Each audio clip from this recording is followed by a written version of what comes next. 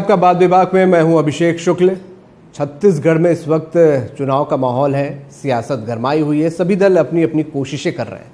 तो बात विभाग में आज बेबाकी से बात करने के लिए हमारे साथ छत्तीसगढ़ बीजेपी का वो चेहरा है जो छत्तीसगढ़ बनने के बाद से लगातार यहाँ पर सक्रिय रहा, मौजूद रहा और आज भी छत्तीसगढ़ की राजनीति की कल्पना उनके चेहरे के बिना नहीं की जा सकती। हमारे साथ मौजूद हैं बीजेपी के राष्ट्रीय उपाध्यक्ष पूर्व मुख्यमंत्री रमन सिंह जी। बहुत बहुत स्वागत सर। सर, चुनावी माहौल है, 21 लोगों की लिस्ट भी आ चुकी है। क्या स्ट्रेटजी इस 21 लोगों की लिस्ट के पीछे आप मान रहे हैं और क्या आप लोगों का फीडबैक है ये 21 नामों को लेकर? पार्टी ने तय किया और मुझे लगता है कि राष्ट्रीय नेतृत्व को ये स्पष्ट रूप से दिख रहा है सामने कि उन सीटों को आइडेंटिफाई करने के लिए हमको कहा गया जहां हम लगातार पीछे रहे 2 बार 3 बार, और लगातार भारतीय जनता पार्टी जिन सीटों पे हारती रही, ऐसे सीटों को चिन्हांकित करके माननीय प्रधानमंत्री जी, माननीय गृह मंत्री जी और चुनाव समिति का ये निर्णय था कि इन सीटों पे हम प्रत्याशी यदि समय से पहले जो परंपरागत समय रहता है उसके पहले यदि देंगे तो एक बेहतर रिजल्ट आएगा और उसको पूरे विधानसभा में घूमने का अवसर मिलेगा।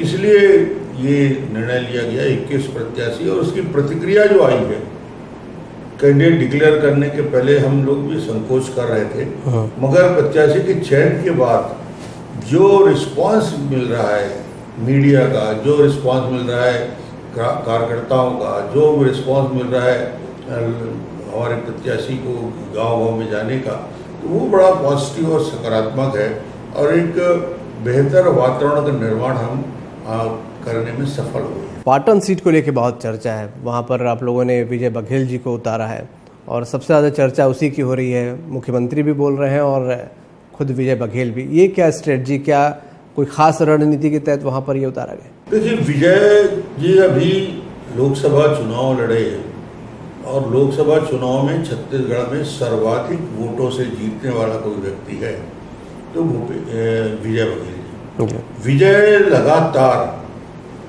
भूपेश के खिलाफ न केवल संघर्ष करने वाला व्यक्ति है बल्कि उनकी भूमिका रही है एक बार चुनाव में पूरी तरीके से पराजित करने वाला भूपेश बघेल को विजय बघेल ही है, और हम उम्मीद करते हैं कि इस चुनाव में पाटन की जनता का आशीर्वाद विजय। कल मुख्यमंत्री ने दिल्ली में प्रेस कॉन्फ्रेंस की थी और पाटन का भी जिक्र किया था कि ईडी और आईटी के भरोसे वहां पर अब चुनाव लड़ा जाएगा।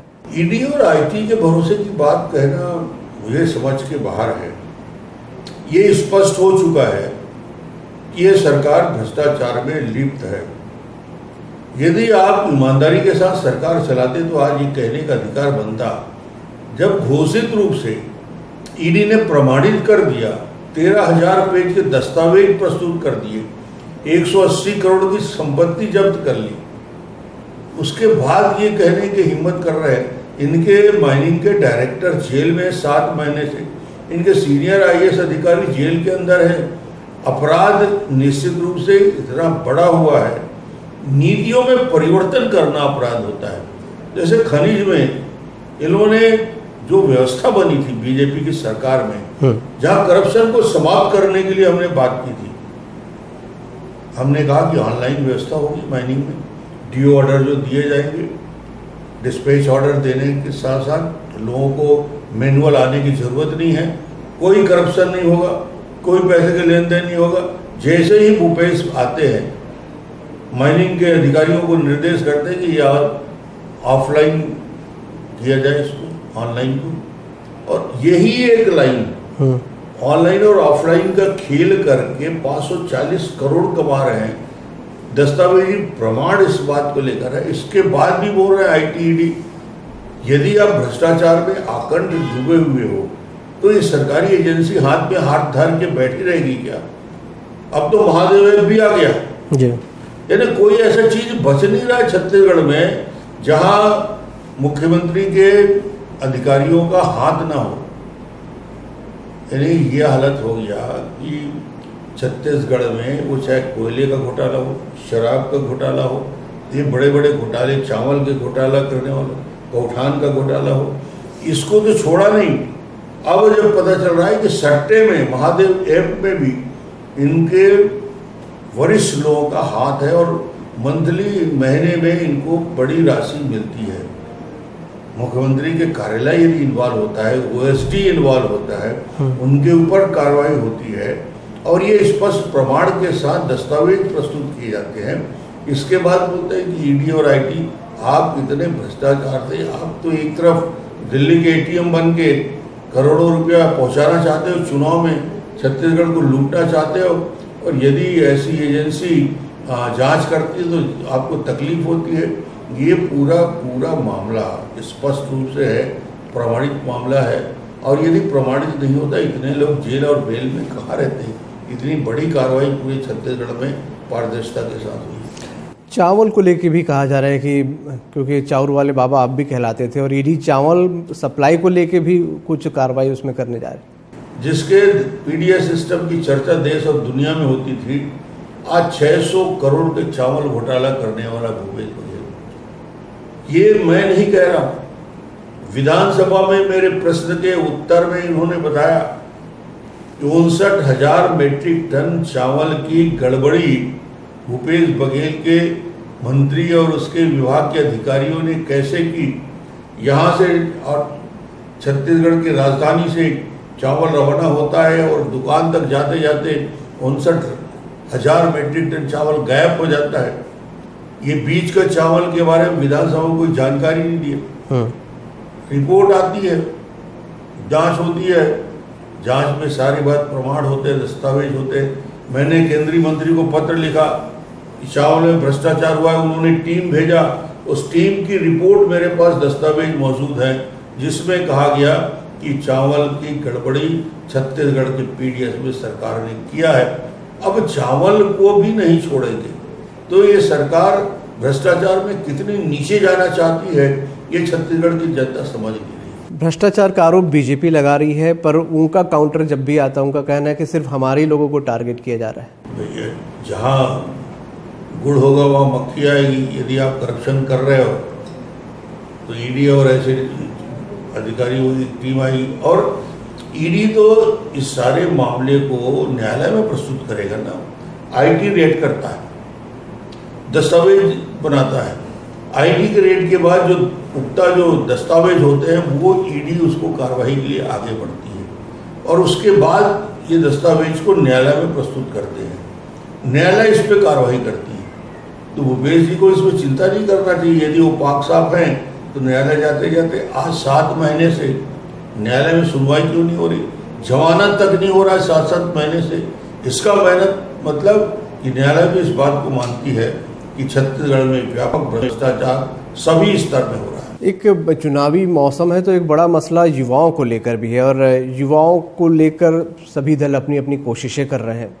युवा संवाद सरकार की तरफ से हो रहा है, बातचीत हो रही है लगातार जगह जगह जाकर। युवाओं को लेकर आप लोगों की क्या स्ट्रेटजी, क्योंकि एक बड़ा वर्ग है जो वोट बैंक भी है और छत्तीसगढ़ में प्रभावी भूमिका में है। छत्तीसगढ़ में युवकों को छला गया है। एक बड़ा वादा किया, 10 लाख नवयुवकों को बेरोजगारी भत्ता देंगे, 20-25 हज़ार लोगों को बेरोजगारी भत्ता देके बैठ गए, 5 साल निकल गए, 10 लाख नवयुवक इंतजार करते रहे।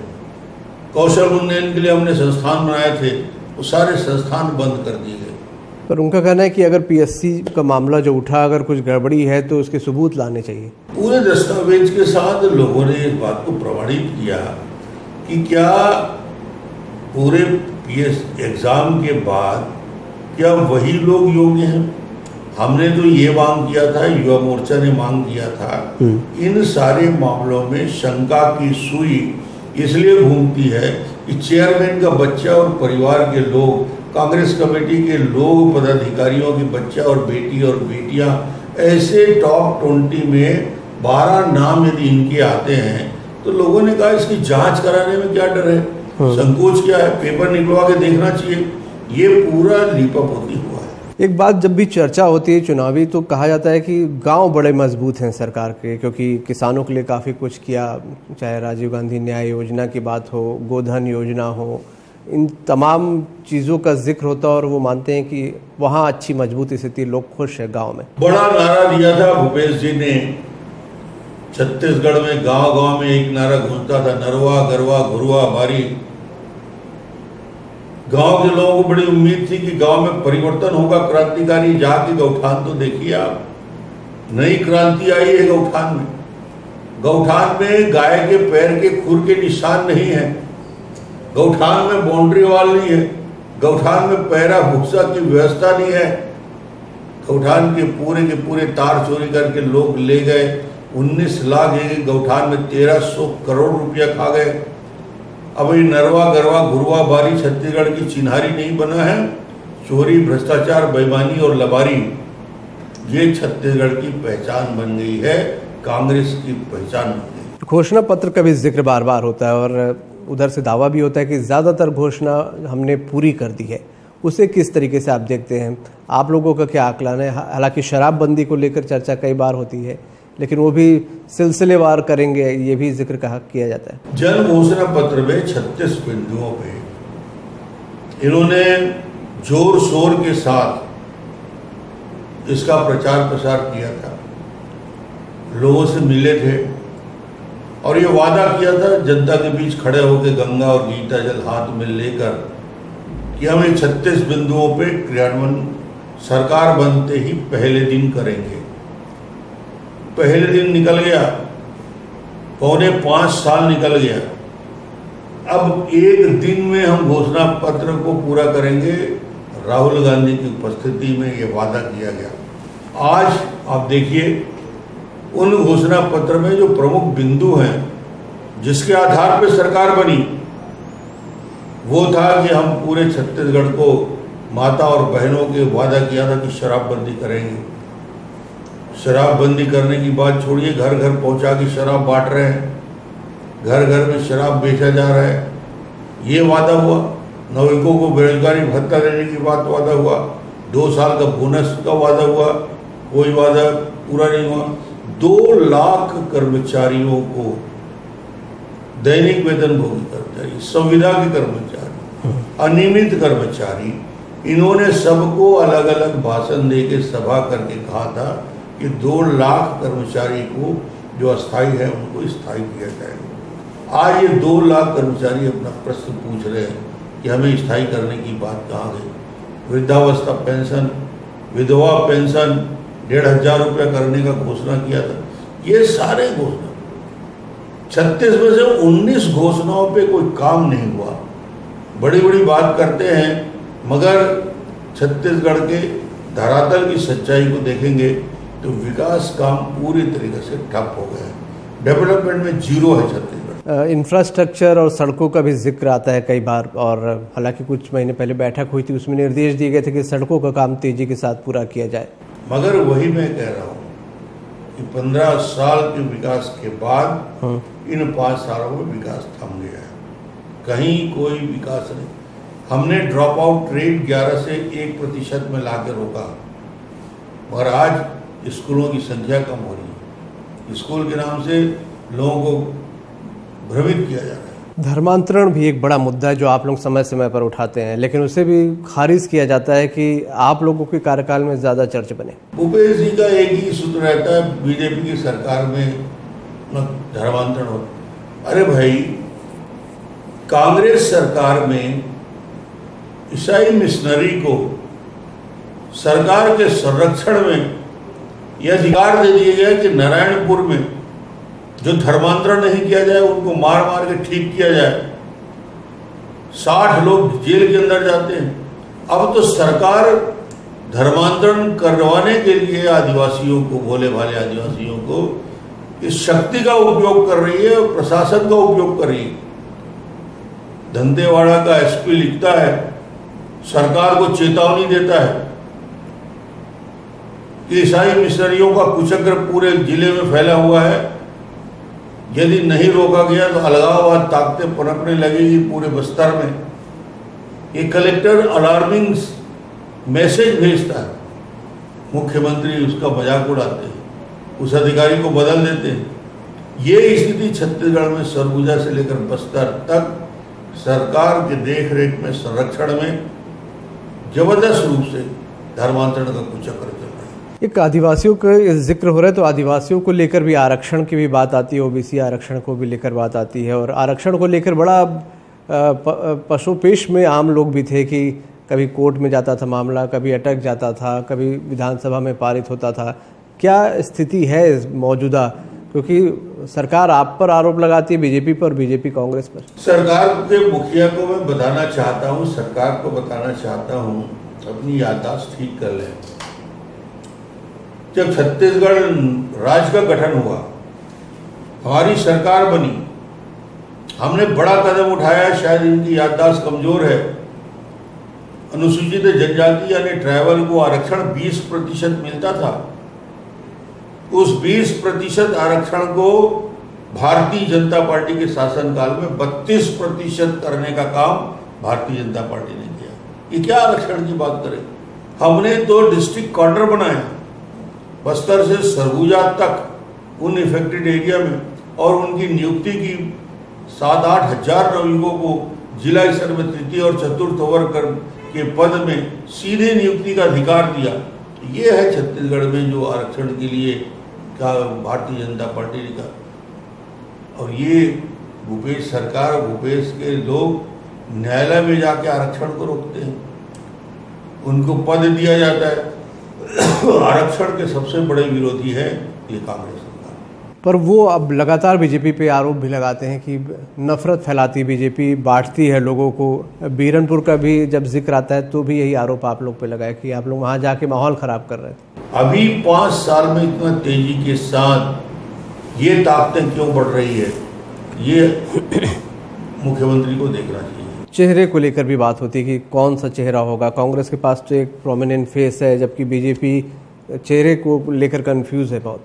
चेहरे को लेकर भारतीय जनता पार्टी की स्पष्ट नीति रही है, साफ सोच रहा है। 2003, 8 और 13 में कभी डॉक्टर रमन के चेहरे पे चुनाव नहीं लड़ा गया, मुख्यमंत्री बना जरूर मैं चुनाव के बाद। आज भी हमारी वही रणनीति है, सामूहिक नेतृत्व। मगर भूपेश बघेल जी, कांग्रेस के लोगों ने तो अब तय कर लिया। अभी तक समझते थे भूपेश है तो भरोसा है, अब भूपेश का भरोसा भी समाप्त हो गया। कांग्रेस ने निर्णय लिया है, शीर्ष नेतृत्व ने, कि भूपेश के नेतृत्व में कांग्रेस चुनाव नहीं लड़ेगी, सामूहिक नेतृत्व में चुनाव लड़ा जाएगा।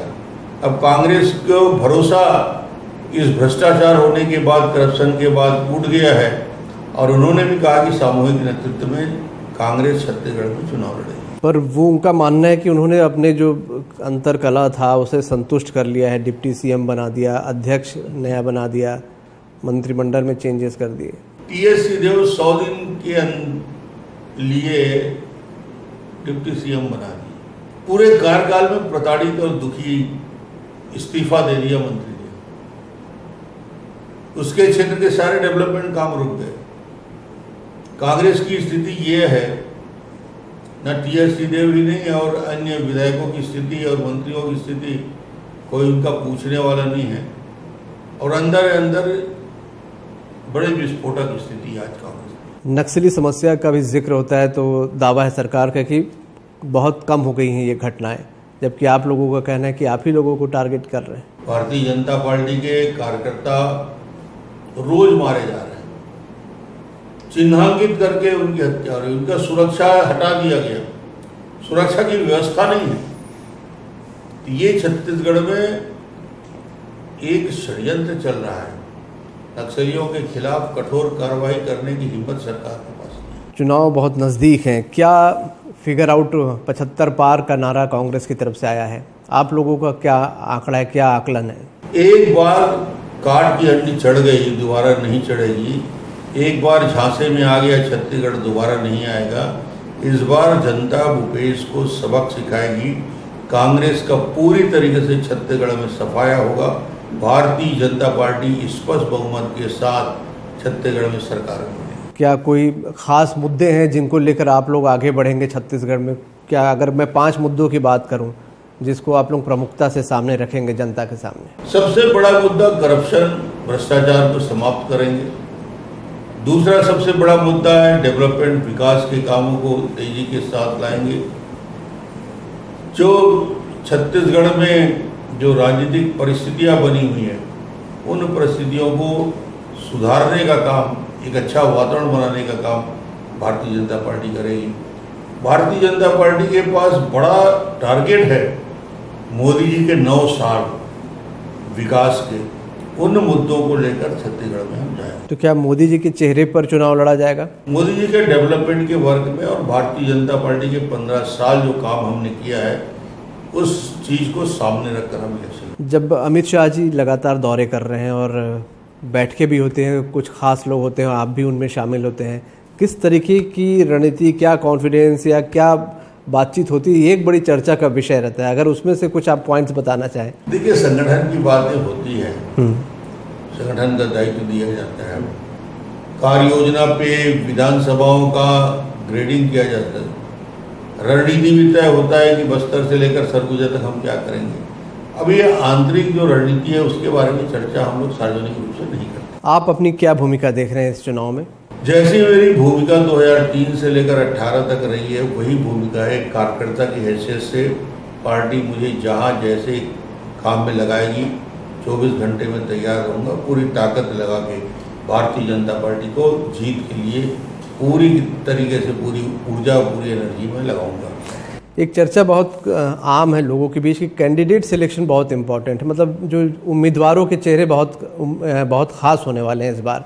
आप लोगों को क्या लगता है, ये कितनी अहम भूमिका होगी इन लोगों की? नहीं, प्रत्याशी का चयन सबसे महत्वपूर्ण विषय रहता है इलेक्शन के लिए, और उसमें बहुत सावधानी हम भी बरत रहे हैं, पार्टी भी बरत रहे हैं। बिल्कुल। डॉक्टर रमन सिंह, हमसे बात करने के लिए बहुत बहुत शुक्रिया आपका। हमारे साथ थे पूर्व मुख्यमंत्री डॉक्टर रमन सिंह। बेबाक बातचीत में बेबाकी के साथ अपनी बात उन्होंने यहाँ पर रखी है। छत्तीसगढ़ बहुत जल्द चुनाव में जा रहा है और सरगर्मियाँ पूरे चरम पर है। कभी करप्शन का जिक्र होता है, कभी ईडी छापों का जिक्र होता है, और तमाम मुद्दे हैं जो कि छत्तीसगढ़ की फिजाओं में इस वक्त गूंज रहे हैं। तो डॉक्टर रमन सिंह ने बहुत खुलकर हमसे बातचीत की। उम्मीद है बातचीत आपको पसंद आई होगी। अगली बार बात विभाग में मुलाकात फिर किसी शख्सियत से, तब तक दीजिए इजाज़त। नमस्कार।